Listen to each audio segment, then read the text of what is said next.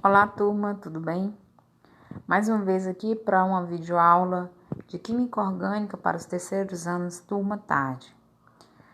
Antes de começar, vamos lembrar que nós temos algumas atividades que devem ser feitas, postadas, conferidas, tiradas dúvidas com os professores de muitos alunos que ainda estão pendentes, mas que ainda é possível fazer essas atividades. Não deixe de fazer as atividades e, com isso, fazer a pontuação que é necessária para que você conclua todos os períodos de maneira satisfatória. Nós vamos entrar aí no 4º bimestre e, mais uma vez, estamos aqui, configurando o que a gente chama de período nesse momento de quarentena. É o 11º período e vamos a mais uma videoaula. Dessa vez, essa videoaula, ela basicamente vem trazer uma fixação melhor dos conteúdos através de exercícios. Exercícios que vão aí fazer uma alusão a como é cobrado nos vestibulares. Alguns dos assuntos que nós verificamos lá do início da Química Orgânica.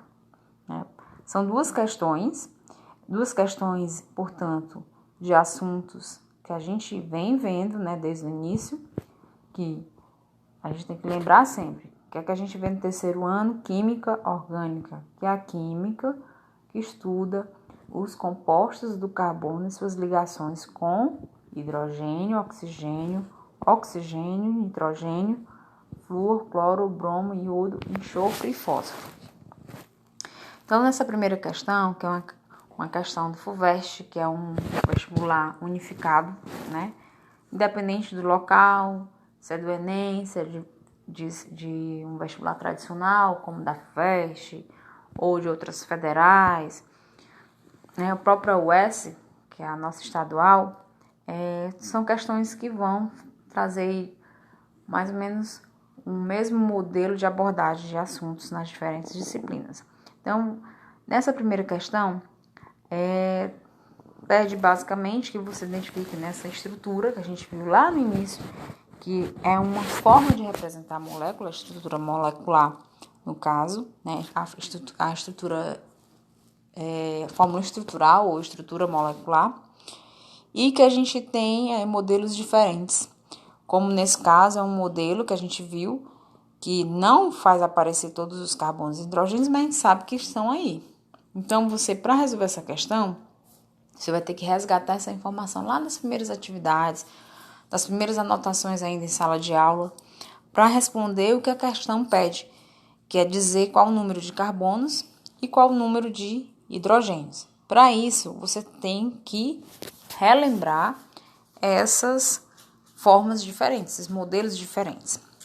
E com isso, também relembrar que nós temos as ligações químicas, que podem ser simples, duplas e triplas, e que cada elemento tem um número determinado de ligações que ele faz.